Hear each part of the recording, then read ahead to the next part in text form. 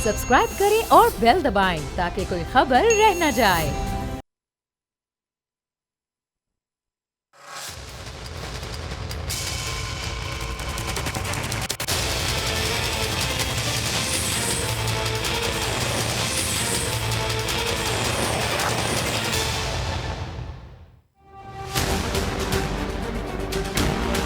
Challenge दें budget. अफसोस के साथ कहना पड़ रहा है कि स्पीकर साहब ने ये नहीं किया। स्पीकर साहब ने आज मेंबर असेंबली का वोट के हक में डाका मारा। मैं इसका भरपूर मज़म्मत करता हूँ। अगर वो इस गलती को दुरुस्त नहीं करते हैं तो ये इल्लीगल बजट होगा और हम वैसे ही इस इल्लीगल बजट के खिलाफ तो मज़म्मत करेंगे। अस्सलाम वालेकुम, आप देख रहे हैं प्रोग्राम बस बहुत हो गया। मैं हूं अरबाज जहांगीर। ऑपोजिशन ने मुलाकातों पर मुलाकातें की, टफ टाइम देने के दावे किए, ईंट से ईंट बजाने की धमकियां दी, आवाम को सड़कों पर लाने की बात की गई। लेकिन इस बार भी जीत हुकूमत की ही हुई। हर बार की तरह इस बार भी तहरीक इंसाफ की हुकूमत कौमी असम्बली से अपना तीसरा बजट पास करवाने में कामयाब हो गई। बजट को पास होने से रोकने के लिए जहांगीर तरीन ग्रुप का प्रेशर हो या फिर ऑपोजिशन के बुलंदो बांग दावे हो, सबके सभी नाकाम हो गए। वजीर खजाना शौकत तरीन ने अपनी स्पीच में हुकूमत की तारीफ भी की और साबका हुकूमतों को तनकीद का निशाना भी बनाया। कहा कि बजट में पहली मरतबा गरीब के लिए रोड मैप दिया गया है जो पहले कभी नहीं हुआ। बजट से ऑपोजिशन के लिए मुश्किल हो गई है और ये बहुत जल्द फारिग हो जाएंगे। क्या कहा शौकत तरीन ने आज की, जरा सुनिए। फिगर्स रखें और फिर करके दिखा देंगे। हम करने वालों में से हैं, हम बातें करने वालों में से नहीं हैं। हम क्या कर रहे हैं? हम डायरेक्ट एक्शन कर रहे हैं। नहीं हुआ कभी पहले। तो ये जो चीजें हैं, आप कह रहे हैं गुर्बत, हम गुर्बत को कम करेंगे और इंशाल्लाह आप देखेंगे अगले चंद सालों के बीच में नीचे खुशहाली होगी। अगर ये कह रहे हैं कि विलफुल टैक्स डिफॉल्टर्स को हम बिल्कुल छोड़ दें, अगर विलफुल डिफॉल्टर हुआ और हमारे ख्याल में उसने पैसे नहीं दिए तो ये राइट हमारे पास होगा, जो मैं एक्सरसाइज करूंगा, we will arrest those people who are wilful defaulters of tax. तो ऑपोजिशन इस वक्त हुकूमत की कारकर्दगी से मुश्किल में पड़े या ना पड़े, लेकिन आपसी इख्तलाफात की वजह से इस वक्त वो ज़रूर मुश्किल में है। मरियम नवाज से नाराज़गी के बावजूद पीपल्स पार्टी के चेयरमैन बिलावल भुट्टो जरदारी ने बजट को पास होने से रोकने के लिए अपने तमाम एमएनएज ऑपोजिशन लीडर शहबाज शरीफ के हवाले किए थे। बिलावल पुरुमीद भी थे कि इस बार ऑपोजिशन शायद बजट को पास होने से रोकने में कामयाब हो जाए या हुकूमत को एक बड़ा टफ टाइम देने में कामयाब हो जाए। शहबाज शरीफ की बजट तकरीर से भी ऐसा ही लगा था, लेकिन ऐसा हुआ नहीं। आज फाइनेंस बिल की मंजूरी के वक्त असेंबली सेशन में बीमार आसिफ अली जरदारी आ गए। जेल में कैद खुर्शीद शाह भी प्रोटेक्शन ऑर्डर के जरिए असेंबली में पेश हो गए, मगर शहबाज शरीफ इस अहम तरीन सेशन से मिसिंग थे। यही नहीं, उनके 14 एमएनएज भी मिसिंग पर्सनस में शामिल थे और असेंबली से गैर हाजिरी पर बिलावल भुट्टो ने शहबाज शरीफ से शिकवा भी किया। कहा कि मैं तो अपने वादे पर पूरा उतरा और ऐवान में अपनी भरपूर ताकत के साथ मौजूद था। शहबाज शरीफ को ऐवान में मुना चाहिए था। ऑपोजिशन लीडर स्पीकर के किरदार को संजीदा लें, तहरीके अदम एतमाद अब नहीं लाएंगे तो कब लाएंगे? बिलावल भुट्टो जरदारी ने क्या गुफ्तगू की आज बजट सेशन के बाद, जरा मुलाहिजा कीजिए। ये शिकायत है कि कुछ एमएनएज आज नहीं थे कुछ जमातों से और ये एक बुरा मैसेज भेजता है।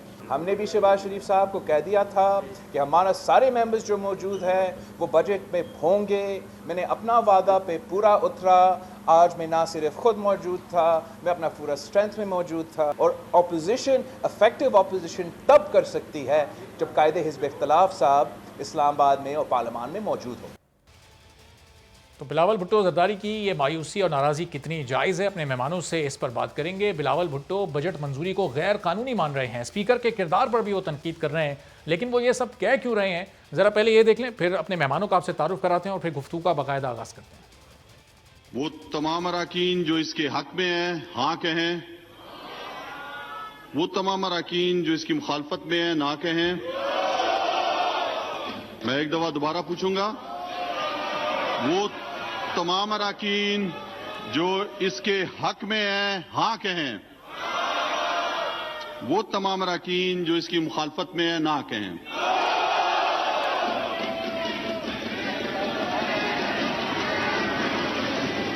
जी, मेरे ख्याल में अक्सरियत का जवाब हाँ में है, नतीजतन तहरीक मंजूर की जाती है। तो अब ये मंजर आपने देखा, कासिम खान सूरी साहब को सिर्फ हुकूमती अरकान की आवाज़ सुनाई दी और अपोजिशन की तरफ उन्होंने कोई ख़ास तवज्जो नहीं दी। बहरहाल ये मामला सियासी भी है और फिर कुछ टेक्निकली भी इस मामले पर गुफ्तगू करनी है कि इस बजट में एक गरीब के लिए क्या कुछ है और कितना ये अल्फाज और आदाद व शुमार का हेर फेर है। मेहमानों को आपसे तारुफ कराते हैं। पाकिस्तान पीपल्स पार्टी के सीनियर रहनुमा नबील गबोल साहब हमारे साथ मौजूद हैं। गबोल साहब बहुत शुक्रिया आपके वक्त का। मुस्लिम लीग नून के सीनियर रहनुमा सिद्दीकुल फारूक साहब भी हमारे साथ मौजूद हैं। सिद्दीक साहब आपका भी बहुत शुक्रिया। फैजुल्ला कमोका साहब पाकिस्तान तहरीक इंसाफ से हमारे साथ होंगे, जबकि माहिर माशियात फ़ारूक सलीम साहब भी हमारे साथ मौजूद हैं। इससे पहले कि ज़रा इस पूरी सियासी सूरत हाल पर बात करें कि नून लीग ऐवान से नून लीग के कई अरकान क्यों गायब रहे, शहबाज शरीफ साहब क्यों नहीं आ सके, बिलावल साहब की मायूसी कितनी जायज़ है। फ़ारूक सलीम साहब ज़रा शौकत तरीन साहब जो फरमा रहे थे कि पहली मरतबा ये गरीब के लिए रोड मैप सामने रखा गया है, इससे पहले माजी में ऐसा बजट कभी किसी हुकूमत ने नहीं पेश किया, हालांकि वो इससे पहले भी वज़ीर ख़जाना रह चुके हैं। तो ये उनकी इस बात को दुरुस्त मान लिया जाए, वाकई ऐसा है या कहीं थोड़ा जज्बाती स्पीच थी उनकी और आदाद शुमार इसके बरक्स हैं? देखिए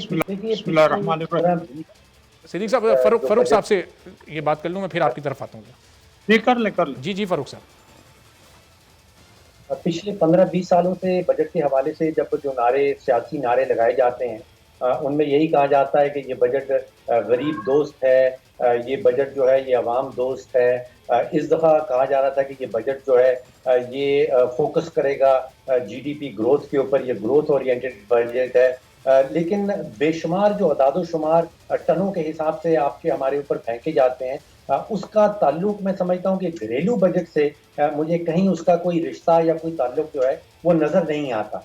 हमें ये बताया जाता है कि 5,800 अरब रुपए के टैक्स इकट्ठे किए जाएंगे, 2,000 और 60 अरब रुपया जो है वो एहसास प्रोग्राम के लिए दिया गया है। मामला जो घरेलू बजट का है वो घूमता है आटे की कीमत के इर्द गिर्द, चीनी की कीमत के इर्द गिर्द, बिजली का बिल कितना आएगा, पेट्रोल की कीमत क्या होगी, डीजल की कीमत क्या होगी, अंडे मुर्गी का क्या हाल होगा, दाल रोटी का क्या बनेगा।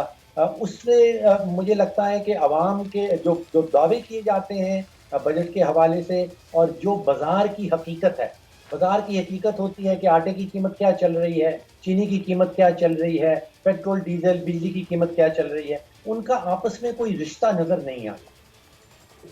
सही। और फ़ारूक साहब, ज़ाहिर है ये जो पेट्रोलियम लेवी जिस तरह से इस बजट में उसका हदफ रखा गया है, अभी 15 जून को जब ये बजट नाफिजुल अमल भी नहीं हुआ, कीमतें पेट्रोल की बढ़ गई, कल ये फिर बढ़ने जा रही हैं और आने वाले शायद हर 15 दिन में कीमतें बढ़ती रहेंगी, तो ये महंगाई तो बढ़ती रहेगी। फिर ये गरीब दोस्त बजट इसको कहना ये कितना सही है कितना गलत है, इस पर भी एक मुख्तसर कमेंट आप कर दें, फिर ज़रा सियासतदानों की तरफ मैं जाता हूँ। जी देखिए, बिल्कुल दुरुस्त कहा आपने कि एक तो कौमी बजट आ गया आपके सामने, अब जो घरेलू बजट है, जो आम आदमी का बजट है, वो आप समझिए कि 12 बजट आएंगे अगले 12 महीनों के अंदर। आपको हर महीने कोई ना कोई नया बजट नजर आएगा, चाहे वो बिजली की कीमतों के हवाले से हो या वो पेट्रोल डीजल की कीमत के हवाले से हो। एक अच्छी खबर जो है पेट्रोल और डीजल की कीमत के हवाले से, बजट में तो रखा गया था कि 610 अरब रुपया इजाफी इकट्ठा किया जाएगा पेट्रोलियम लेवी की मद में। अब सारा पाकिस्तान मिला के तकरीबन 20 बिलियन लीटर पेट्रोल और डीजल इस्तेमाल करता है, तो जिसका मतलब ये निकल रहा था कि 30 रुपए फी लीटर टैक्स लगाया जाएगा पेट्रोल और डीजल के ऊपर।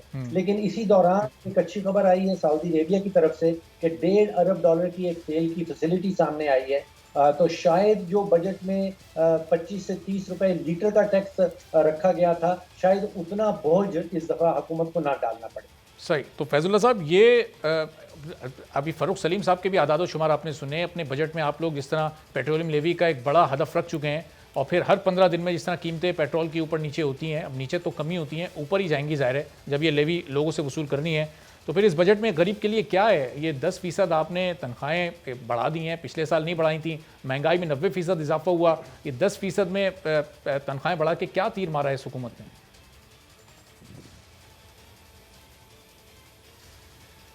देखिए, बिस्मिल्लाहिर्रहमानिर्रहीम, आपका बहुत शुक्रिया, आपने अपने प्रोग्राम में मुझे वक्त दिया है। फ़ारूक सलीम साहब से ये भी ज़रूर पूछिए कि जब पाकिस्तान तहरीक इंसाफ की हुकूमत आई थी और उस वक़्त जो है वो पेंडेमिक के दौरान पेट्रोल की क्या कीमत हो गई और आजकल पेट्रोल की क्या कीमत है, जो क्रूड ऑयल है, जो इस वक्त क्रूड ऑयल की वर्ल्ड मार्केट में प्राइस है जो उसमें हाइक आई है वो तकरीबन 120% है। और जो तो पाकिस्तान ने फैसल साहब, उसमें इजाफा किया अभी है, फरूख साहब मुझे दुरुस्त भी करेंगे, पेंडेमिक के दौरान एक वक्त ऐसा भी आया था कि ये तेल की कीमतें आलमी मार्केट में माइनस में चली गई थी। तो क्या पाकिस्तान में ये मुफ्त बिक रहा था तेल, या 20 रुपए 15 रुपए बिक रहा था? उस वक्त भी कम से कम कीमत 74-75 रुपए थी। आप मुझे दुनिया का मेरी बात सुनें, कोई एक मुल्क बता दें जहाँ पे जब माइनस है, जो ऑयल प्रोड्यूसिंग कंट्री हैं, आप मुझे बता दें कि वहाँ पे भी मुफ्त बिका, तो फिर पाकिस्तान में भी बिका होगा। यानी आप माशाल्लाह समझदार आदमी हैं, एक अच्छे चैनल के ऊपर बैठ के आप ये बात कर रहे हैं। फैसल आप कीमतें बढ़ने का मवाजना जब कीमतें बढ़ने से कर रहे हैं, तो कीमतें माइनस में जाकर फिर माइनस वाला मवाजना भी किया जाएगा ना?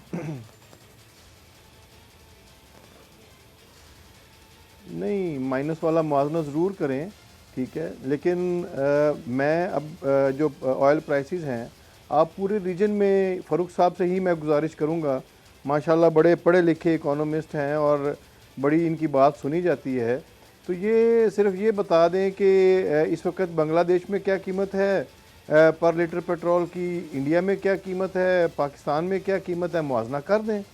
हम कोई इस खित्ते से या इस दुनिया से कोई बाहर तो नहीं रहते हैं।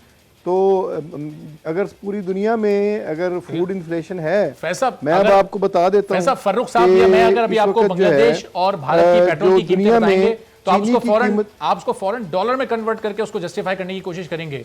वहां पर अवाम रुपयों में कीमत पेट्रोल खरीद रही है, भारतीय रुपए में, बांग्लादेशी टके में, वहां डॉलर में नहीं पेट्रोल खरीदा जा रहा। आप डॉलर में ना जस्टिफाई कीजिएगा फिर उसको। बिल्कुल, आप भारतीय रुपए में वो खरीद रहे हैं, तो आपने किसी न किसी लेवल पे तो कंपैरिजन करना है ना। आप जब इंटरनेशनल लेवल पे किसी चीज़ का भी मुआवजा करते हैं, तो आप मुझे बता दें, आप फार्मूला बता दें कि किस चीज़ में मुआवजा होना चाहिए। आप तो माशाल्लाह बहुत पढ़े लिखे हैं, फरूख साहब भी बड़े जी हमारे, चूंकि फील्ड फरूख साहब की है, सिद्दीक साहब और मिलकर बता दें, सिद्दीक साहब और नबील कपूर साहब से जरा लेवल पे किसी चीज़ का।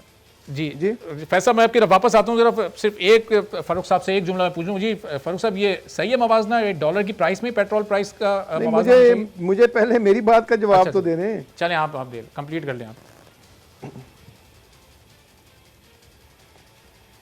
हाँ, मैं ये कह रहा हूँ कि इंटरनेशनल लेवल पे आप मुझे फार्मूला बता दें कि किस फार्मूले के तहत जो है वो आप प्राइसेस का जो है वो मुआवजा करते हैं।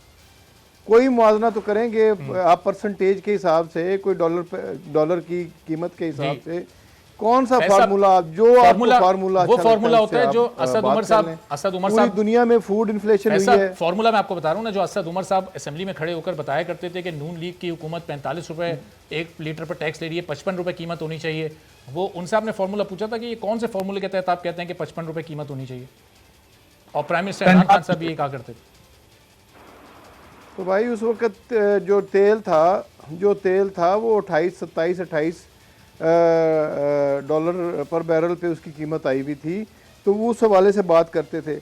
सबसे कम लेवी आप पिछले सालों का मुआवजा कर लें, यानी पीटीआई ने कितनी लेवी वसूल की है पर लीटर, और जो पिछली उससे नून लीग की गवर्नमेंट या पीपल्स पार्टी की गवर्नमेंट रही है, तो आप काइंडली ज़रा मुआवजा करके फ़ारूक सलीम साहब को कहें कि वो बता दें कि इन तीनों अदवार में सबसे ज़्यादा लेवी किसने वसूल की है। चलें यही बता दें। चलें, ये फरूख साहब से मैं वसूल किया या बाकी ये फरूख साहब से मैं पूछता हूँ, जरा ये कैलकुलेट भी कर लें। सिद्दीक साहब को जरा मैं मौका दूँ। सिद्दीक साहब, ये आते हैं जरा सियासी मामलात पर भी, लेकिन ये भी चूंकि थोड़ा टेक्निकल तरफ बिल्कुल कैलकुलेट चीज निकल गई है। करने दे फरूख सलीम साहब बात करें। अच्छा जी फरूख साहब, आप अगर बता सकें ये किसने अपने दौर में ज्यादा लेवी वसूल की है, और ये उस वक्त 55 रुपए के दावे किए जाना और फिर आज पेट्रोल ये 100 रुपए से भी जायद होना, ये है जस्टिफाई?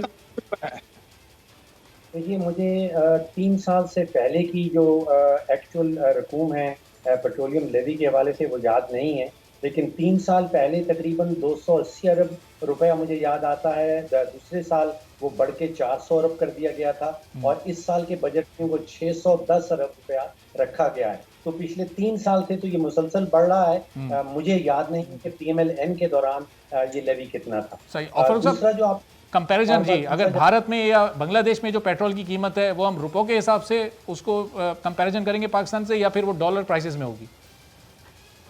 देखिए, डायरेक्ट कंपैरिजन इस तरह नहीं किया जाता। डायरेक्ट कंपैरिजन अगर आपने पेट्रोल की करना है या का करना है तो परचेजिंग पावर पैरिटी निकाली जाती है।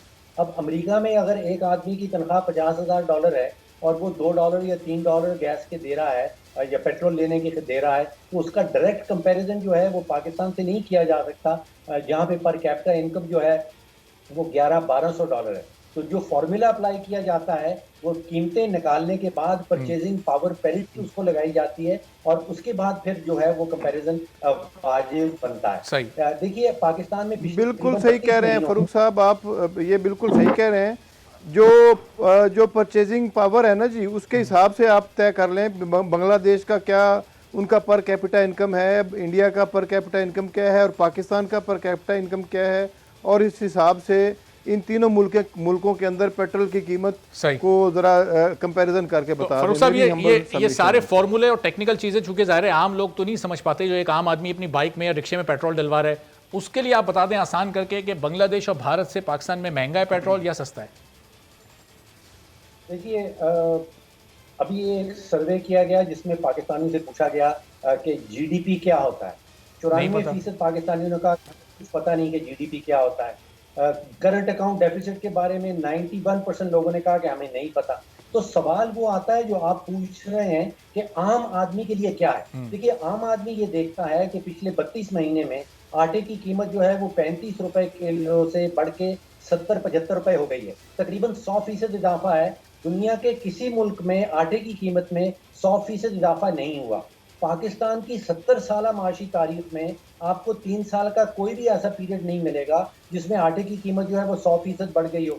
इसी तरह चीनी की कीमत जो है वो 32 महीने पहले 3 साल पहले 55 रुपए थी, आज वो 100 से तजावुज कर गई है, तकरीबन 100% इजाफा है। बिजली की कीमत जो 11 रुपए यूनिट मुझे घर पे मिला करता था आज से 3 साल पहले, वो आज 23 और 24 रुपए है, तकरीबन 100% से भी ज्यादा इजाफा है। आपको दुनिया का कोई ऐसा मुल्क नहीं मिलेगा जहाँ पे बिजली के पिछले 3 साल में 100% बढ़ गई हो। आपको पाकिस्तान की 70 साल तारीख में कोई 3 साल का पीरियड ऐसा नहीं मिलेगा जिसमें बिजली की कीमत 100% बढ़ गई हो। सही। अच्छा बस फरूक साहब एक जुमले में, फिर सिद्दीक साहब की तरफ मैं जा रहा हूँ, तफसील से उन्हें ज्यादा टाइम देना है। पेट्रोल पाकिस्तान में अब एक मिनट मुझे दे दीजिएगा, 1 मिनट मुझे दे दीजिएगा बस। फरूक साहब जरा पेट्रोल वाली बात क्लियर कर देना। अगर फरूक साहब अगर आपके जहन में है आदाद शुमार के भारत और बांग्लादेश से पाकिस्तान में पेट्रोल महंगा है या नहीं? हाँ पूछ ले जी। पर कैपिटा परचेजिंग पावर के हवाले से अगर निकाल भी लिया जाए तो मेरा पहली इंक्लिनेशन ये है कि पाकिस्तान में उन दोनों मुल्कों के मुकाबले में पेट्रोल और डीजल दोनों सस्ते हैं। सही। तो सिद्दीक फारूक साहब, अब फरूक सलीम साहब ने बता दिया, ज़ाहिर है माहिर माशियात ही हैं, इनका सब्जेक्ट है कि पेट्रोल इस वक्त भारत और बांग्लादेश के मुकाबले में पाकिस्तान में सस्ते हैं। अब अगर ये आने वाले दिनों में ज़ाहिर हुकूमत को क्योंकि अपने टैक्स आदाफ को हासिल करना है तो ये लेवी लगाना इस वक्त मजबूरी है, इनकी मजबूरी को फिर आप समझ रहे हैं? बिस्मिल्लाहिर्रहमानिर्रहीम। पहली बात यह है कि इमरान खान साहब ने हमारे दौर में और पिछले इलेक्शन में जिन्हें 3 साल हो गए हैं, क्या वादे किए थे और क्या नारे लगाए थे, मंशूर उनका सामने रखें। इनके जो अपना असद उमर साहब थे वो खड़े हो गए असम्बली में, जबकि 65 रुपए लीटर था पेट्रोल, वो कहते थे 45 रुपए करो और बड़ी बातें करते थे। अब इनके दौर में 2020 में तो पेट्रोल मुफ्त मिल रहा था, उसके बाद 4, 6, 10 और इस रेट पर डॉलर पर जो है वो बैरल मिल रहा था। इन्होंने कितनी खरीदारी की, नंबर 1। नंबर 2 में इस बात पर आता हूँ कि ओवरऑल जो इनके दावे हैं और इस वक्त मईशत का जो हाल है, मैं एक बात इनकी इमरान खान और इनकी सारी टीम का दावा आपके सामने रखता हूँ। इन्होंने कहा जी कि गंदम बम्पर क्रॉप हुई है और 2 मिलियन टन, यानी ये कोई 1 करोड़ और उससे ज़्यादा 1 करोड़ से ज़्यादा टन जो है वो गंदम हुई है, और उसके बावजूद ये 10 लाख टन गंदम दरामद कर रहे हैं, जबकि मुल्क की ज़रूरत जो है वो 55 लाख टन है। तो अगर इनके पास 60 लाख टन फालतू गंदम पड़ी है तो 10 लाख टन और क्यों मंगा रहे हैं अगर बम्पर क्रॉप है। कपास का हाल क्या है, कपास का हाल देख लें। चीनी का हाल क्या है, चीनी वो देख लें आप। बिजली और बाकी आदाद शुमार फरूख सलीम साहब ने जो माहिर माशियात भी हैं उन्होंने आपके सामने रखे हैं। अब मैं आता हूँ, ये इनसे पोल इनका खुल गया। मैं मौजूदा वजीर खजाना जिन्होंने अभी जिनकी आपने बड़ी बातें सुनाई, जरा उनका 1 अप्रैल का जरा वीओ के साथ शाहजेब खानजादा के साथ जो उन्होंने इंटरव्यू दिया है रात 10 बजे, जरा वो सामने लाएं। तो उन्होंने कहा 1 अप्रैल को तो अप्रैल फूल बना दिया होगा उन्होंने, वो 4 अप्रैल था। तसी आपकी हमारी सुने, इंतहाई अदब के दरमियान साथ में बात ना करें, मैंने बात नहीं की। चलें आप। उन्होंने ये कहा कि हमारी हुकूमत ने यानी पीटीआई की हुकूमत ने मईशत का बेड़ा गर्क कर दिया है। और बेड़ा गर्क कैसे किया है? उन्होंने कहा एक्सचेंज रेट 165 रुपए कर दिया, बिजली का रेट बहुत ज्यादा बढ़ा दिया, पेट्रोल के रेट बहुत ज्यादा, एक महीने में 4 दफा इन्होंने बढ़ाए हैं पेट्रोल के रेट और बिजली के। गैस का रेट बहुत बढ़ा दिया, सियासी इस्तेकाम खत्म कर दिया, मुल्क का बेड़ा गर्क कर दिया। ये 1 अप्रैल की बात है। 17 अप्रैल को उन्होंने हल्फ उठाया और 2 मई को शुरू कर दिया कि जनाब मईशत भाग रही है, बकटुट भाग रही है। वो जो सारी तबाही बर्बादी थी वो इन्होंने इन दिनों में कहां छुपाई है और कहां से ये तरक्की लेके आ गए हैं। ये पहले तो ये बात। फिर दूसरी बात ये है कि सारी दुनिया, IMF, world bank, Asian development bank 1 से 1.5 GDP बता रहा है। इन्होंने पहले 2 कही, फिर इनकी काबीना ने 2.9 GDP मंजूर की, फिर ये 15 दिन के बाद 3.9 पे चले गए। आजकल ये 4.5 का ढोल बजा रहे हैं। वो अगले साल का टारगेट 4.5 का है। जीडीपी कोई का हवा है कि आपने इकट्ठी कर ली है? क्या है जीडीपी? तो इनके तमाम आदादो शुमार झूठे हैं, जाली हैं, गलत हैं। अगर कुछ इन्होंने किया है और गरीब आदमी के लिए किया है तो भाई पेट्रोल फिर मिले 45 नहीं 50 रुपए मिल जाए, 8 रुपए यूनिट बिजली कर दें, गैस सस्ती कर दें, चीनी 50 रुपए किलो कर दें, आटा 35 रुपए किलो कर दें, दालें 100 रुपए किलो सारी दालें मिल जाएं। घी उस दिन इनकी 1 लीटर जो है वो कह रही थी क्या है जी 70 से 80 रुपए हो गए, 80 से 90 ना 70 से 80 रुपए लीटर। तो मैंने उसे कहा आप 100 रुपए लीटर जो है ना वो मुझे कुकिंग ऑयल और घी दे दें और 10,000 टन का मैं खरीदार हूँ। ऐसे ही गप्पे मारते हैं, पता नहीं कहाँ से उठा के ये टीवी स्क्रीन पर फतह और शिकस्त का फैसला करके घर जाके सो जाते हैं। आवाम जो है वो बिल बिला रहे हैं, रोजगार उन्हें मिल नहीं रहा और 3 साल गुजर गए हैं। और शौकत तरीन ने यह कहा कुछ चंद साल में हम ठीक हो जाएंगे। वो चंद साल किसने देखे भाई? ठीक है, अब चलें। सिद्दीक साहब बड़ी लंबी चौड़ी आपने चार्जशीट ज़ाहिर पेश की है, अब कमोका साहब इसका जवाब देंगे, लेकिन ब्रेक से पहले जरा गबोल साहब को भी मैं शामिल कर लूं और थोड़ा मामले को, चूंकि ब्रेक के बाद जरा सियासी गुफ्तगू भी करनी है, तो नबील गबोल साहब से सियासी सवाल उनके सामने मैं रखता हूँ कि फाइनेंस बिल गबोल साहब हो गया मंजूर। अपोजिशन ने बड़े बड़े दावे किए थे, लेकिन आज खुद शहबाज शरीफ साहब मौजूद नहीं थे। अभी ब्रेक के बाद सिद्दीक फारूक साहब से मैं पूछूंगा इस बारे में कि वो क्यों मौजूद नहीं थे। तो नबील साहब, मायूसी हुई है आज पीपल्स पार्टी को, बिलावल भुट्टो, जरदारी साहब को, मजमूई तौर पर अपोजिशन को, आपको आज के दिन कि आप लोग बिल को मंजूर होने से रोक नहीं सकें, जबकि दावे इसके बिल्कुल बरक्स थे? देखें, एक चीज तो याद रखिए, पाकिस्तान की तारीख में कभी ऐसा नहीं हुआ है कि हुकूमत बजट पास नहीं करवा सके। क्योंकि जब आप हुकूमत बजट पास नहीं करवाता तो इसका मतलब ये कि वो अपनी अक्सरियत खो बैठी है। लेकिन दुख की ये बात है कि मुस्लिम लीग नून जो है इस सारे तहरीक को सीरियस नहीं ले रहे हैं। जिस तरह इन्होंने पीडीएम में किया और जो अभी इन्होंने किया कि इनके कुछ तकरीबन जो मुझे इंफॉर्मेशन है कि 20 के करीब मेंबर्स गैर हाजिर रहे, इससे 14 रिपोर्ट हुए, जो है वो पैदा होते हैं। हमारे मेंबर्स तो पूरे थे, हमारे 2 मेंबर सिर्फ नहीं थे, वो भी कोरोना की वजह से नहीं आ सके। लेकिन सवाल ये है कि शहबाज शरीफ साहब को हमने पहले कहा था कि हम अपने MNAs आपके हवाले करते हैं और आप जो है इतना ज़्यादा फ़र्क नहीं है। आपने देखा कि 138 जो है अपोजिशन के मेंबर्स थे और शायद 172 गवर्नमेंट के मेंबर्स थे। और अगर ये कुछ इसके ऊपर होमवर्क करते, अगर ये सही तरीके से हैंडल करते तो ये बजट पास नहीं होता।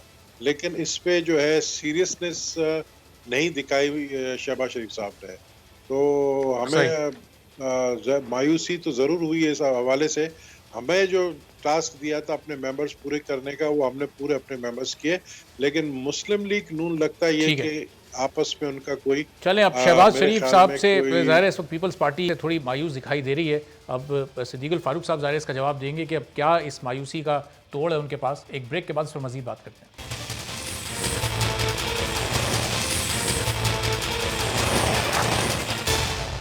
प्रोग्राम में एक बार फिर आपको खुशामदीद कहते हैं। ब्रेक से पहले नबील कबूल साहब ने बताया कि कुछ नॉन सीरियस उन्हें रवैया लगा नून लीग का और शहबाज शरीफ साहब का। तो कबूल साहब, ये इस नॉन सीरियसनेस की क्या वजह है? आज अभी वजह तो ज़ाहिर है सिद्दीकुल फारूक साहब बताएंगे शहबाज शरीफ साहब क्यों गैर हाजिर रहे, लेकिन आपको उनकी नॉन सीरियसनेस की क्या वजह समझ आ रही है?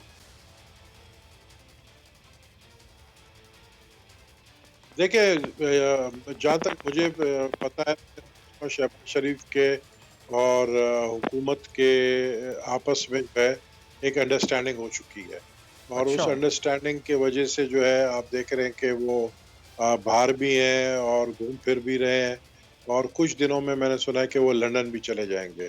और वो एक अंडरस्टैंडिंग की वजह है कि आप देखें कि आज लीडर ऑफ द ऑपोजिशन को जबकि बजट पास होना था, मौजूदगी लाजमी थी उनकी वहाँ पर होना।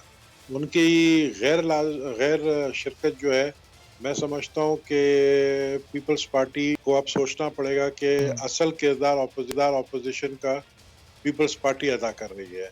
और मुस्लिम लीग नून ने जिस तरीके से पीडीएम में जो पीडीएम जिस वजह से टूटा है, उसमें भी मुस्लिम लीग नून का सबसे बड़ा हाथ। नबील साहब, एक बस इससे मुतालिक सवाल और सिद्दीक साहब से मैं इस पर जवाब भी लेता हूँ जी। नबील साहब, ये अंडरस्टैंडिंग जिसका आप इल्ज़ाम ही लगा रहे हैं ज़ाहिर अभी, तो ये हुकूमत के साथ हो रही है या फिर किसी और के साथ? अब किसी और जानिब आपका इशारा है, जिस तरह पिछले साल एक मौके पर मोहम्मद ज़ुबैर साहब जब कुछ मुतारिक हुए थे, कुछ उन्होंने मुलाकातें की थी, उस वक्त भी ऐसे इल्ज़ामात लग रहे थे और फिर नून लीग तरदीद कर रही थी, तो ये उस जानिब तो आपका इशारा नहीं है? देखिए, हुकूमत के साथ ही जो भी किसी और तरफ जिसका इशारा आप कर रहे हैं, वो तो सब एक ही पिच पर है ना। तो जाहिर है जब आप हुकूमत से कोई अंडरस्टैंडिंग करते हैं तो आप उनके साथ भी कर लेते हैं, तो ये एक ही पिच पर है, जाहिर है उन सबके साथ अंडरस्टैंडिंग हुई है। सही। तो सिद्दीक साहब, अब ये अंडरस्टैंडिंग क्या किसी के साथ आप लोग की हो चुकी है? शहबाज शरीफ किसी अंडरस्टैंडिंग के तहत आज वहाँ पर असेंबली में मौजूद नहीं थे, दिन तो बहुत अहम था, और उनके अलावा शायद खाकान साहब भी मौजूद नहीं थे, और उन दोनों के अलावा भी 1 दर्जन लोग आपके गायब थे। तो आज होते एक अच्छा नंबर गेम शो करते, 150 से ज़ायद लोग आपके वहाँ होते, तो एक अच्छा तासुर जाता, चाहे आप अमली तौर पर बजट को नहीं रोक सकते थे, ये तो एक हकीकत है। जी, पहली बात तो आपने जो हकीकत बता दी है कि सारी अपोजिशन बजट पास होने से नहीं रोक सकती थी। मैं यहाँ गप्पे मारने की बजाय ठोस बातें क्यों ना करूँ। पहली बात यह है कि अगर अपोजिशन के पास अक्सरियत हो जाती तो हम मिल के अपनी हुकूमत बना लेते, पीपल्स पार्टी का ही वज़ीर आज़म बना देते, चलें जी आप बन जाए।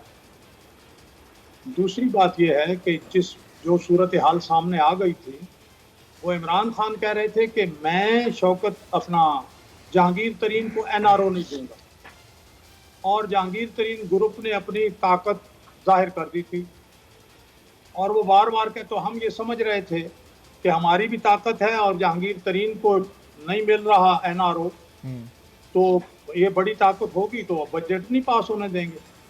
तो इमरान खान ने अपने तमाम उसूलों को और अपने दावों को और अपनी तकरीरों को एक तरफ रख के जहांगीर तरीन को NRO दे दिया। इसके साथ साथ जो अपने नाराज अरकान थे कराची से बिलखुसूस और कुछ और भी, उन सबको उन्होंने रिश्वत इमरान खान ने दे दी, जिस तरह की रिश्वत देनी चाहिए वो रिश्वतें दे दी। उसके बाद बजट को पास होने से रोकना, चाहे अपना पीपल्स पार्टी के लीडर जो हैं वो जितना मर्जी दावा करें और ये कहें कि जी मैंने अपने अरकान असम्बली जो हैं वो शहबाज शरीफ साहब को दे दिए हैं, तो बिलावल भुट्टो जरदारी साहब कहते रहें, इससे बजट नहीं रोका जा सकता था। मुझे अफसोस है कि नबील कबूल साहब ने ठोस बात करने की बजाय क्या साराइयों की और इधर उधर की बात की है। मेरा ख्याल है इतने सीनियर आदमी को ये बात नहीं करनी चाहिए। वो सारे नहीं, और भी कभी अगर कुछ है पीपल्स पार्टी के तो कोई बीमार है बार वो भी आ जाते हैं। 56 में से 54 लोग, सिद्दीक साहब 56 में से 54 लोग पीपल्स पार्टी के मौजूद थे, और आपके 84 में से 70 लोग थे, आपके 14 लोग गायब थे। मैं करता हूँ कि बजट पास होने से रोकने के इम्कानात खत्म हो चुके थे।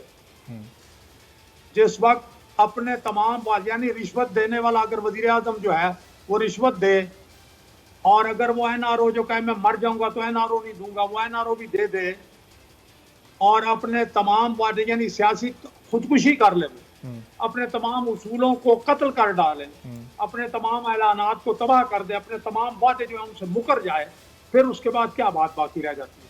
तो उसूलों की मौत हो गई, इमरान खान साहब और उनकी पार्टी की अखलाकी मौत वाक़या हो गई। तो सिद्दीक सर फिर उसके बाद फिर अपोजिशन लीडर साहब ने सोचा कि इनको बिल्कुल एक खुली पिच दे दी जाए, अपनी मर्जी से खेलते रहे, मैं जाऊँ ही ना, मेरे साथ मेरे एक सीनियर रहनुमा शाहिद खाकान साहब भी ना जाएं, फिर 1 दर्जन और लोग भी ना जाएं, फिर ये इस तरह का रवैया आप लोगों ने मतलब हुकूमत को अपने खुली छुट्टी दे दी। उन्होंने महसूस किया कि कोई फायदा नहीं है, बजट को रोका नहीं जा सकता, क्या फायदा।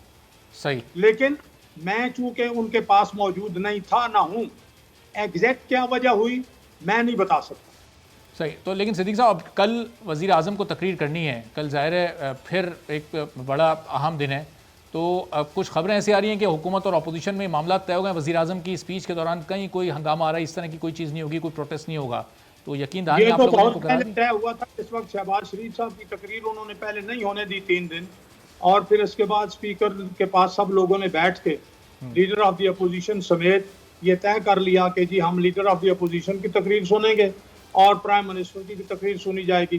तो शायद उस उसूल की पाबंदी, मैं समझता हूँ अगर ये अहद हो गया है तो इसकी पाबंदी होनी चाहिए। सही। अब चूंकि आज बिलावल साहब बड़े मायूस नजर आए प्रेस कॉन्फ्रेंस में भी, और शहबाज शरीफ साहब आज इजलास में आए नहीं, वो तो इस वक्त जरा मतलब है सियासी मामलात हैं और नंबर कोशिश हो रही है कि इधर इस तरफ डाल दिया जाए, पीपल हम नहीं डालेंगे पीपल्स पार्टी पर, पीपल्स पार्टी के हमारे दोस्त इस तरह से कर रहे हैं तो उनका अपना। कामोका साहब के पास जाने से पहले बस नबील साहब से मैं ये पूछ लूं कि नबील साहब अब ये नून लीग के साथ फिर आगे चलकर जिस तरह आज आप लोगों ने मायूसी का इजहार किया, क्या कहीं कोई इस तरह का अपोजिशन इत्तेहाद मुमकिन है? पीडीएम से आप लोग पहले ही अलग हो चुके हैं, आगे अभी ये बजट सेशन तक आप लोग मुत्तहिद थे, आगे चलकर कहीं कोई उम्मीद है ऐसी कि दोनों जमातें अपोजिशन की फिर एक हो सकें?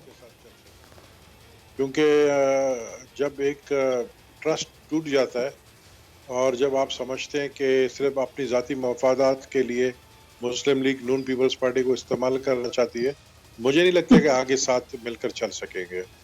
मेरे ख्याल में कि अब पीपल्स पार्टी अपनी सियासत करेगी, अच्छा, मुस्लिम लीग नून अपनी सियासत करेगी, और अब सियासत मैं समझता हूँ ये अगला साल जो है इलेक्शन का साल है और अगले साल इलेक्शन की तैयारी करनी है, इलेक्शन कैंपेन चलाना है, तो पीपल्स पार्टी अपना कैंपेन चलाएगी और वो ऐसे चीज़ों पर वक्त ज़ाहिर नबील साहब किस बुनियाद पर आप ये कह रहे हैं अगला साल इलेक्शन का साल है? जब आप अलग सियासत करेंगे, पीपल्स और फीमेल अलग सियासत करेगी, तो हुकूमत को कैसे हटाएंगे? अगला साल इलेक्शन का साल फिर कैसे हो सकता है? हम हुकूमत की बात नहीं कर रहे हैं। देखिए जो आखिरी साल होता है वो इलेक्शन का साल होता है, आपको तैयारियां करना पड़ता है, अच्छा, तैयारी के हिसाब से इलेक्शन का साल आपको आवाम में जाना पड़ता है, उसमें आपको 6 से 8 महीने लगते हैं, तो जाहिर है ये अगले साल से ही ये सारा प्रोसेस शुरू हो जाएगा। और 2023 में यानी हुकूमत को एक आपने क्लीन चिट, आपने भी एक मौका दे दिया है कि आप अपनी मुद्दत पूरी करें, अगले साल हम इलेक्शन की तैयारी करेंगे। और अभी पिछले दिनों जरदारी साहब वहाँ मौजूद भी थे पंजाब में, तो ऐसी पूरी सूरत हाल नज़र आ रही थी। अब कामुका साहब ये कल प्राइम मिनिस्टर जब स्पीच करेंगे तो बात कर ली पीपल्स पार्टी से, पीएमएलएन से, आपने वही मंजर तो नहीं देखने को मिलेगा जो शहबाज शरीफ साहब जब कर रहे थे, एक दूसरे पर किताबें उछाली जा रही थी, एक दूसरे को गालियां दी जा रही थी, वही मनाजिर तो नहीं हमें दोबारा देखने को मिलेंगे कल?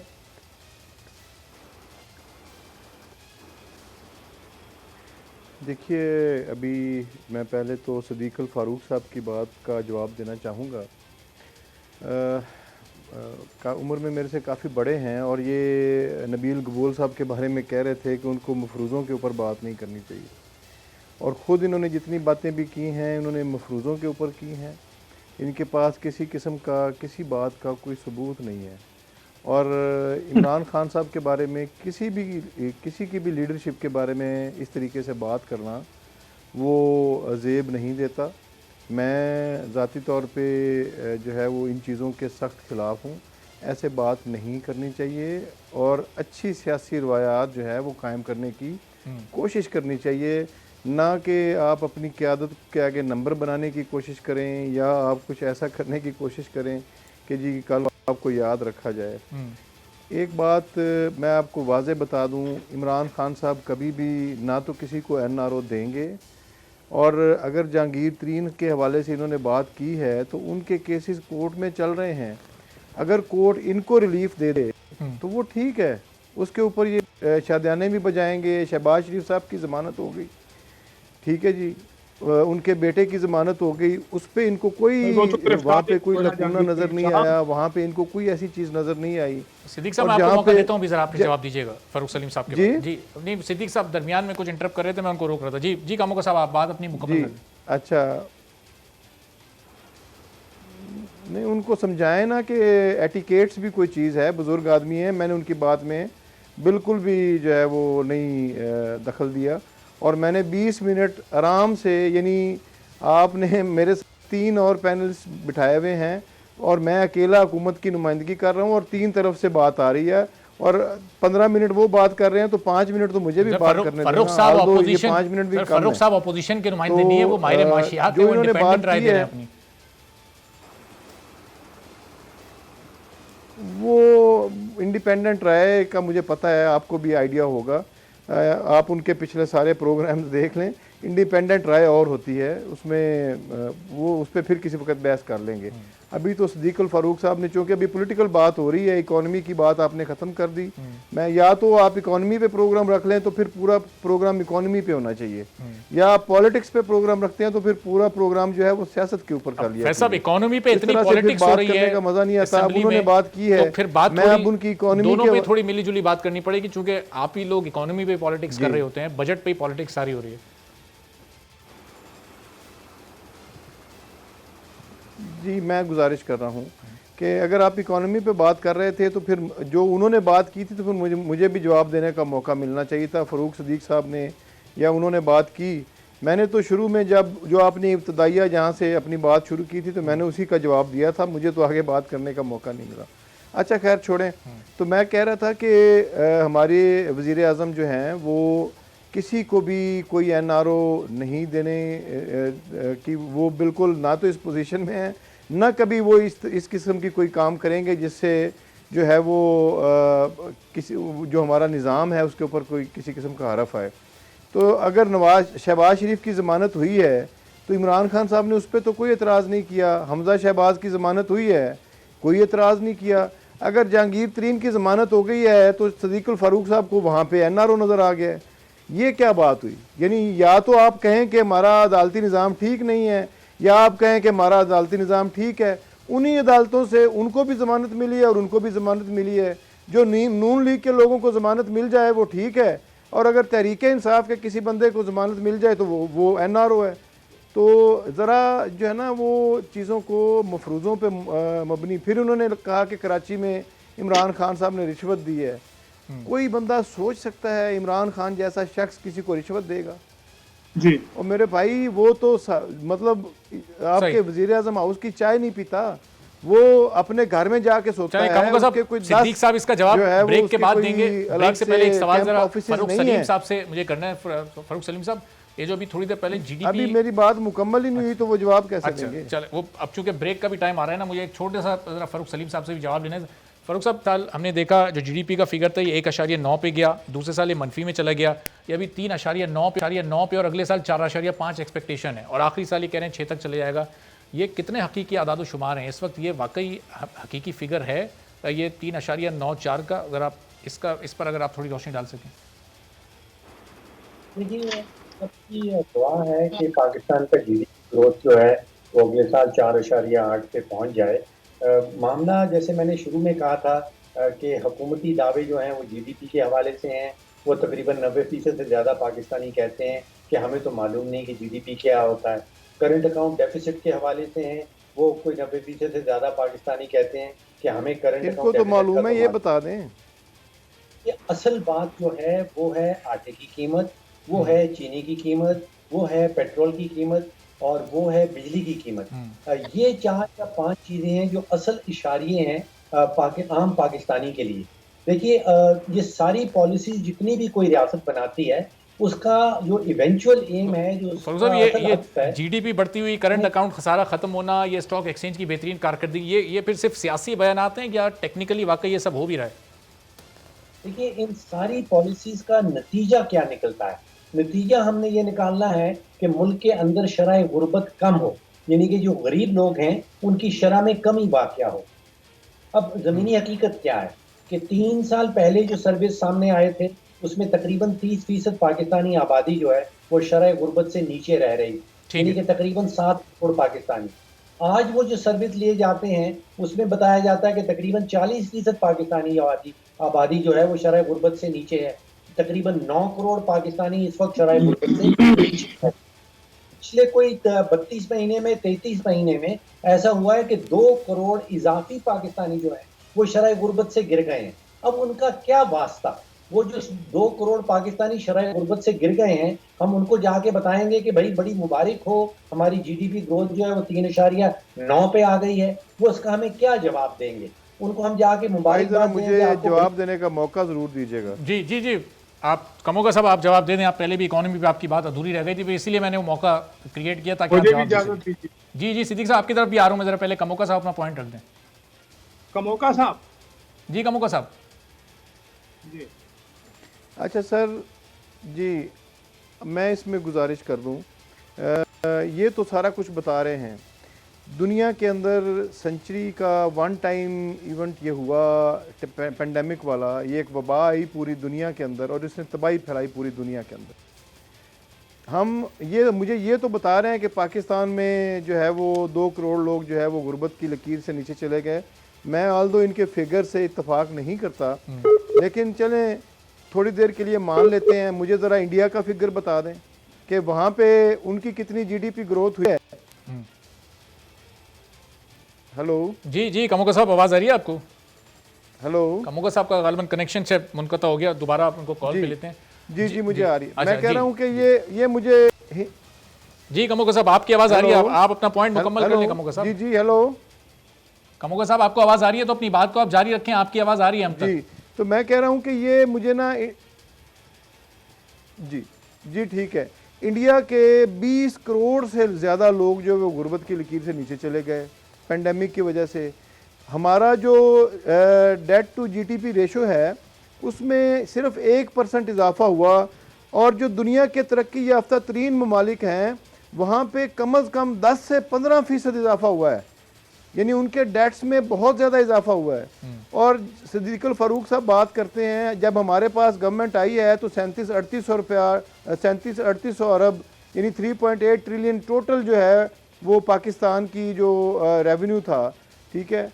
और पेंडेमिक के दौरान भी हमने उसको सस्टेन किया, 4000 अरब से ऊपर गए। इस दफ़ा इस साल जो है अल्हम्दुलिल्लाह 4700 तक हमारा रेवेन्यू टारगेट जो हमने वो है उसको अचीव किया है, जो हमने टारगेट रखा था। पेंडेमिक का के असरात पाकिस्तान के ऊपर भी हैं, और अगर ये पेंडेमिक ना होता अगले साल 1000 अरब का इजाफा इसमें आप फिर मैं आपको अगले साल 1100 अरब का इजाफा कैसे मुमकिन बनाएंगे फिर आप इसमें, जब इस साल 4700 का मुश्किल है पूरा हो सके? इंशाल्लाह होगा ये कर। अभी हमने पेंडेमिक के बावजूद हमने 700 अरब का इजाफा तो किया है, तो अगले साल इंशाल्लाह 1100 अरब का इजाफा कोई बड़ी बात नहीं है, हम आपको करके दिखाएंगे। आपकी इकोनॉमी इंशाल्लाह ताला ग्रोथ की तरफ जा रही है, और अगर ये पेंडेमिक ना होता तो मैं आपको पूरे यकीन के साथ कह सकता हूँ कि 3 से 4% हमारा पेंडेमिक की वजह से हमारा जीडीपी ग्रोथ का नुकसान हुआ है। अगर हमारा ये नुकसान ना होता तो आज पाकिस्तान का जीडीपी ग्रोथ जो है वो तकरीबन 7% के करीब होता। सही। और मैं इसकी जो वजूहात हैं वो मैं आपको बिल्कुल बताने के लिए तैयार हूँ। ये से पाकिस्तान, मैं अगर फिगर्स गलत दे रहा हूँ ना तो ये इनको चैलेंज कर दें, अगला प्रोग्राम रख लें, सिद्दीकुल फारूक साहब भी फिगर्स ले आए, फारूक सलीम साहब के पास ऑलरेडी मौजूद होंगे सारा कुछ माशाल्लाह, बड़े अच्छे इकोनॉमिस्ट हैं। 5800 और हुकूमत का जो ये फिगर आप लोगों ने उन्होंने 4-5 चीजों के ऊपर उन्होंने फारूक साहब से मुझे पूछना है कि ये कितना रियलिस्टिक फिगर है, क्या ये इसको वाकई हुकूमत अचीव कर सकती है फारूक साहब, या फिर ये एक फिगर रख दिया और फिर ये शॉर्टफॉल कहीं, क्योंकि अभी 100 अरब का तो पहले ही वजीर खजाना ने बता दिया था कि वो उसको कम कर दिया गया टारगेट को, फिर कुछ मजीद भी कुछ चीज़ों में कमी की गई थी, कुछ टैक्सों में कमी की गई थी, तो ये टारगेट तो फिर ये शॉर्ट होता जाएगा इस तरह से। देखिए 3 बड़े मफरूज़े जो हैं इस बजट के पीछे, पहला तो ये है कि 5800 अरब रुपए का टैक्स का टारगेट। देखिए इस साल जो 11 महीने का एफटीआर ने हमें बताया है वो 4170 है, और 12 महीने का आप अंदाजा कर लीजिए कि शायद 4,500 तक पहुंच जाए या उससे भी ऊपर चला जाए। पाकिस्तान की 70 साला माशी तारीख में कभी भी एक साल के पीरियड में टैक्स की जो आमदन है वो 25 से 30% कभी भी नहीं बढ़ी। तो ये उम्मीद रखना कि इस साल वो 25 से 30% बढ़ जाएगी, मैं समझता हूँ कि बड़ा मुश्किल टारगेट वो होगा। दूसरा आप देखिए कि जो प्राइवेटाइजेशन का जो मफरूजा है, जो पहला बजट पेश किया गया था उसमें 150 अरब का पीटीआई ने टारगेट रखा था, उसका नतीजा 0 है। जो दूसरा बजट था 2020-21 वाला, उसमें 100 अरब का प्राइवेटाइजेशन का जो टारगेट है रखा गया था, नतीजा 0 था।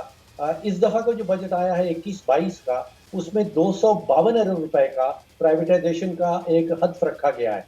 अगर पहले 3 सालों में ये नहीं हो पाया तो मैं समझता हूँ कि बड़ा मुश्किल होगा कि ये अगले 2 सालों में हो पाए।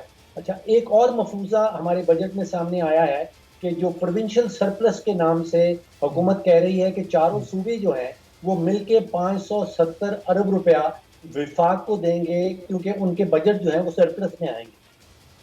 अब विफाकी बजट के बाद चारों सूबों के जो बजट है वो सामने आ गए हैं। पंजाब ये कह रहा है कि उसका सरप्लस बजट होगा 125 अरब का। सिंध ये कह रहा है कि उसका डेफिसिट का बजट होगा, खसारे का होगा 25 अरब का। खैबर पख्तूनख्वा का बैलेंस बजट है, उसमें ना खसारा है और ना सरप्लस है। और बलूचिस्तान का बजट जो है वो 84 अरब का डेफिसिट है। तो अब यहाँ पे तो कहीं हमें 570 अरब रुपया चारों सूबे मिलके विफाक को देते हुए नजर नहीं आ रहा है। तो लगता ऐसे है कि जो तखमीना लगाया गया है बजट खसारे का, बजट के अंदर वो 4,000 अरब का है, लेकिन ये अगर 3 मफरूजों के बेस के ऊपर ये बजट बनाया गया तो वो 4,000 से कहीं 5,000 अरब तक पहुंच सकता है। सही।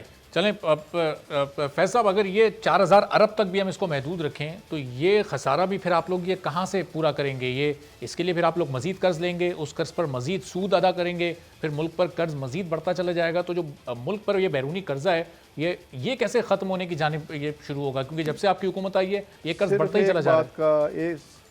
एक बात का सदीकुल फ़ारूक साहब से जवाब ले लीजिएगा कि जब पाकिस्तान तहरीक इंसाफ को गवर्नमेंट मिली थी तो इसको अब जो है वो फ़ारूक सलीम साहब भी शायद सेकंड कर दें अगर सच्ची बात करेंगे। 3700 अरब रुपया रेवेन्यू था टोटल, ठीक है जी। 95 अरब डॉलर के कर्जे थे पाकिस्तान के ऊपर। फिर इसके साथ जो हाईएस्ट एवर हमारा करंट अकाउंट खसारा था, हाईएस्ट एवर हमारा ट्रेड डेफिसिट था, ठीक है जी। और फिर उसके बाद जो यानी आप सीधी मैं आपको बता दूं कि प्रिंसिपल और जो हमारा इंटरेस्ट की पेमेंट्स थी पहले साल में वो तकरीबन 2700 अरब रुपए की थी, और 1200 अरब रुपया जो है वो हमारे मिनिमम जो है वो हमारे दिफा का खर्चा। तो ये कितना हो गया? 2700 और 1200 3900, 3700 अरब रुपया पहले साल की कलेक्शन थी, ठीक है। यहीं पे ही 200 अरब रुपया माइनस हो गया। तो मुझे ये बताएं कि इमरान खान साहब या तहरीक इंसाफ कोई दरख्तों के ऊपर रुपए लगे हुए जो तोड़ के लाएंगे? इमरान खान साहब को जाना पड़ा अपने दोस्तों के पास, हमें मजबूरन जाना पड़ा इनकी कारनामों की वजह से। इनकी जो साहब इस पर कुछ रिस्पॉन्ड करना चाह रहे हैं, जरा मौका दीजिएगा क्योंकि अब बिल्कुल इख्तितामी लम्हात प्रोग्राम की। जी सिद्दीक साहब, आप ऐसा करें पहला कि कमोका साहब के साथ को 2-4 दिन के बाद मईशत और तहरीक इंसाफ की कारकर्दगी और मुस्लिम लीग नून की कारकर्दगी पे एक प्रोग्राम रख लें। ठीक है, फारूक साहब को भी उसमें बुलाते हैं। बिल्कुल। नंबर 2 मैं ये अर्ज करूंगा कि कमोका साहब ने इससे पहले कहा जी कि शुक्र है कि इन्होंने ये तस्लीम किया कि एनआरओ देने की पोजीशन में तो इमरान खान है नहीं। इमरान खान बार बार कहते हैं मैं एनआरओ नहीं दूंगा, तो इन्होंने ये बात बता दी कि जी उनके पास तो एनआरओ देने की पोजीशन नहीं है। लेकिन एक बात सुन ले, एक आपको भी एनआरओ नहीं मिलना।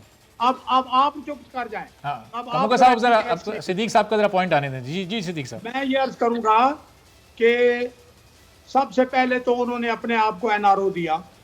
जब नैब के कवानीन में तरमीम से अपोजिशन ने मना कर दिया, उन्होंने कहा हम तो भुगत चुके हैं, अब हम तरमीम में साथ नहीं देंगे, तो रातों रात सदारती ऑर्डिनेंस ले आए। क्योंकि हेलीकॉप्टर का केस था, क्योंकि पिशावर मेट्रो का केस था और सही। एशियन डेवलपमेंट बैंक की रिपोर्ट चलिए आ अब गई सिद्दीक थी। साहब, ये लिहाजा 2-4 रोज उन्होंने बाद अपने इंशाल्लाह आप इसी को हफ्ते में सुन या लिया। आने वाले हफ्ते में आप तमाम बुलाकर जरा इकोनॉमी पर एक डिटेल प्रोग्राम करता हूँ। फरूख सलीम साहब को भी उसमें दावत देंगे। तमाम मेहमानों का आज के प्रोग्राम से बहुत शुक्रिया। वक्त बिल्कुल खत्म हो गया। अल्लाह हाफ़िज़।